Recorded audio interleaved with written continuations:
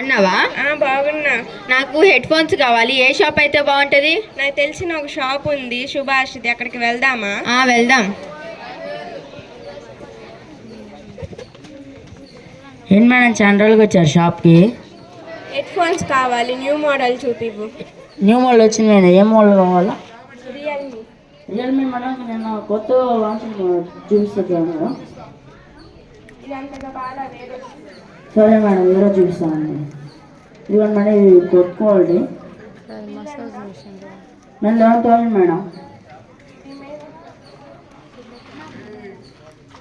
దీని మీద 10,000 ఉంది కదా మేడం. మేము దింపుకునేటప్పుడు ఏమన్నా వస్తువులు పడైపోతాయి కదా మేడం, దానివల్ల మేము జిఎస్టీ కింద తీసుకుంటాం మేడం. ఎవరు కదా మేడం అట్లా అడిగితే అమౌంట్ అంటే మాకు లాస్ వస్తుంది మేడం. అందువల్ల మేము జిఎస్టీ కింద తీసుకుంటాం మేడం. నేను ఎంఆర్పి రేట్ 10,000కే ఇస్తాను. ఇస్తావా? ఇస్తాం మేడం. మీరు ఎవరు అడగరు కాబట్టి, మీరు అడిగారు ఎవరు చూసుకోరు మేడం. అడగంగా ఇచ్చేస్తారు మేడం. అట్లా జిఎస్టీ అనగా ఇస్తారు మేడం. ఎవరు కాబట్టి మీకు ఇస్తాం మేడం. సరే, ప్యాక్ చేయి.